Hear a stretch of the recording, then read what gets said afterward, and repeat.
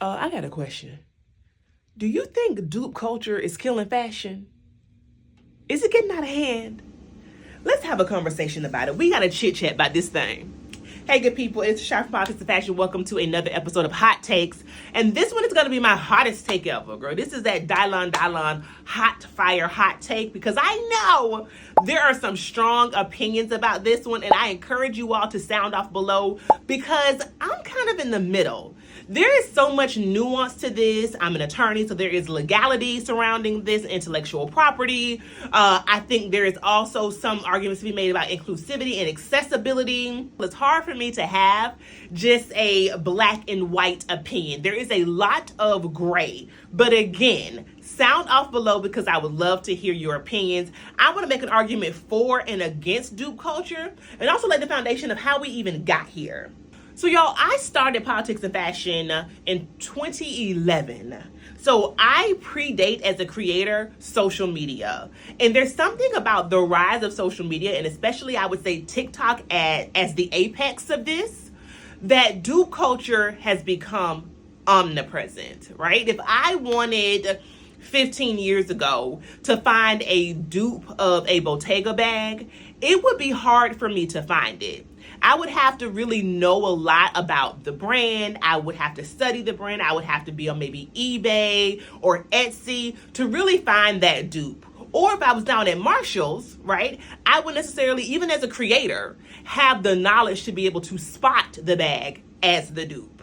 But between the Google hack or the iPhone hack or whatever kind of device you have that lets you screenshot an item and actually find it down at the Amazonia, and other hacks like that, the average consumer is able now to say, I don't want the YSL shoes. Let me get this pair from over here at Amazon. And making an argument for dupe culture makes me say that's not actually a bad thing. I mean, many of these luxury brands are incredibly overpriced, okay?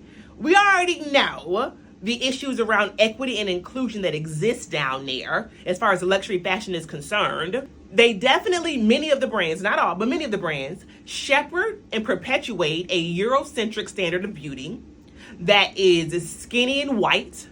And if you don't fit within that, then there's something wrong with you, which we know that is a bullshit white supremacist argument, but it still exists nonetheless.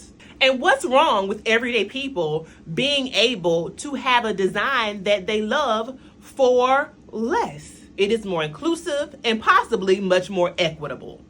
But then in my other mind, I said, now wait a minute. As a lover of fashion, and as someone who sees fashion as art, what I wonder is it taking away from the designs and the creativity and the designer themselves? Malcolm Gladwell calls it your 10,000 hours towards becoming an expert.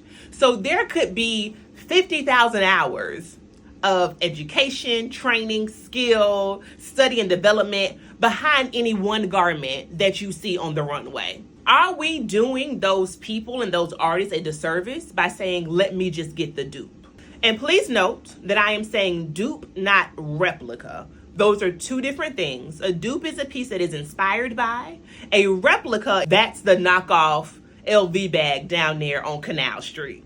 And with more fast fashion brands rising up, brands like Temu, for example, that are a clearinghouse for different sellers, it is in some ways becoming more difficult to find the original thing than it is to find the dupe. When I tell you everywhere, I mean everywhere. The amount of times I either see something myself or my friends share something with me, and I think to myself, that's not only a dupe, that's a dupe of a dupe. What a time to be alive. So while I don't believe in the gatekeeping that can be associated with the designer fashion, I also don't believe in the mass consumption that can be associated with dupe culture. And I think that's my hot take.